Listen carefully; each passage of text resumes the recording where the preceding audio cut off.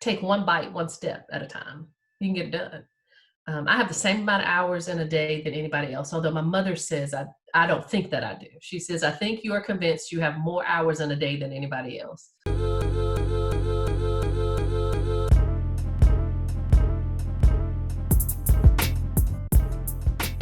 Most preachers tend to have a central theme, an overall arching perspective when they preach, really just in their lifestyle and their way they think. And it just always comes out in the way they preach. So whether that's community work, whether it's social activism, whether it's holy living, or whether it's worship, they just always gravitate toward that subject matter. What is your central theme as a minister and as a pastor?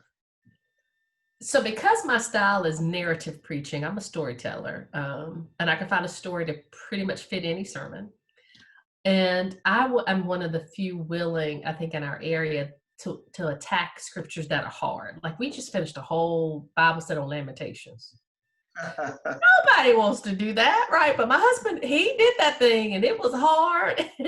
But being able to find hope in the text. In almost all sermons, I either say the good news is, or the hope in the text is. So I think I'm hope driven and faith driven. So faith and hope are parallel for me. I am a justice preacher. I'm definitely a social justice preacher. We don't have a lot of white people at our church, but we welcome people to join.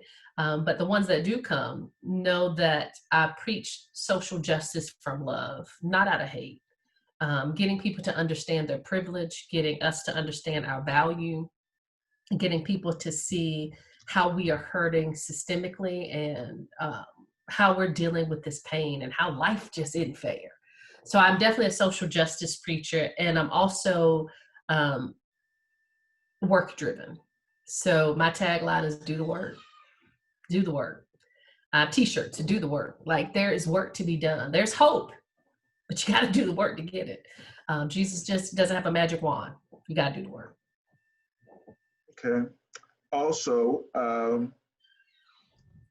while you were early in your pastorate at New Mount Zion, you also went back to Campbell University to get a doctorate in ministry. So now you had 2 masters. I'm crazy.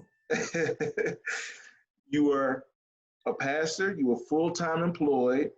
Had you started your nonprofit yet? So I started that in 13. You were you married when you went back to Campbell? Just got married. With newlywed, with 2 children, and then you went to pursue a doctorate. So I know it's cliche, but it has to be asked. How were you able to do all of that? I wish I had a wonderful answer other than God. And I tell people, if you focus on how much you have to do, you won't do it. But if you take one bite, one step at a time, you can get it done. I have the same amount of hours in a day than anybody else, although my mother says I don't think that I do. She says, I think you are convinced you have more hours in a day than anybody else. But I realize my time on this earth is limited, and I want to make sure I make an impact, and I want to make sure I make a difference, and I want to live the best and the greatest life I can while I have it. So school was, we just thank God we made it. That's all. And so my friends laugh, because let's just be real. There's some D-Min programs you can finish in a year. There's some D-Min programs that have no value to it. Now, I went to a real D-Min program. Like I wrote a real dissertation, right? This was not some easy thing. This was by my second year, it was Jesus that kept me, because I said, you know what, y'all can have this. We started off with 8 of us in a cohort. I was the only Black female. There was 1 Black male. By the second year, I was the only Black person left in this program, and thinking to myself, why am I doing this? Why do I need this? And why, God, do I have to do it? And I could Why? hear my grandmother's voice say, somebody's got to do the work.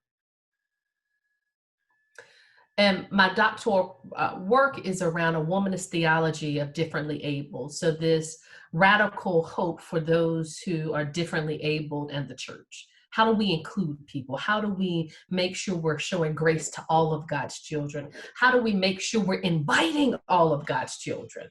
If a school can do an IEP, an individualized education plan, and make sure every child on every level has the opportunity to learn, why isn't the church? And so that was, for me, it was a culmination of all my degrees at one time. So the communication and the journalism work taught me how to write, taught me how to get my thoughts out. The education showed me special ed. It showed me how children learn. It showed me how classrooms function. It gave me real life experience on being a teacher and how to teach. So I really do think I'm a good Bible study teacher. The divinity degree put Jesus into all of it, right? Although it tried to steal my Jesus, because in divinity school,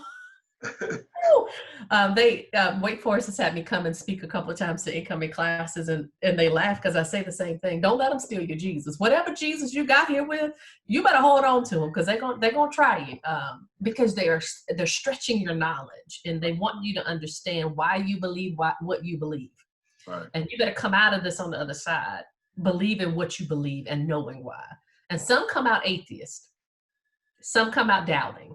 And some of us push through and go, I know God is real because of this, right?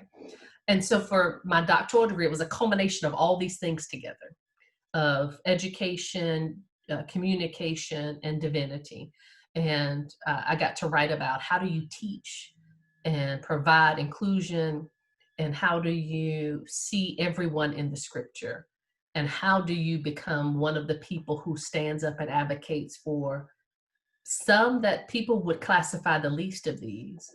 And then how do you see them as not being a part of the least of these? Just because they have a disability doesn't mean they are less than. So if you heard, I didn't say I do disability work. I do work for those who are differently able, because I believe all of us have ability. And we have to focus on the ability of a person and what they bring to the table and who they are. And the fact that they are made in God's image is all I need, right? I don't care if you can't talk. I don't care if you can't walk. You are still one of God's children. And I'm going to figure out how to include you in a way that you want to be included and for your voice to be heard.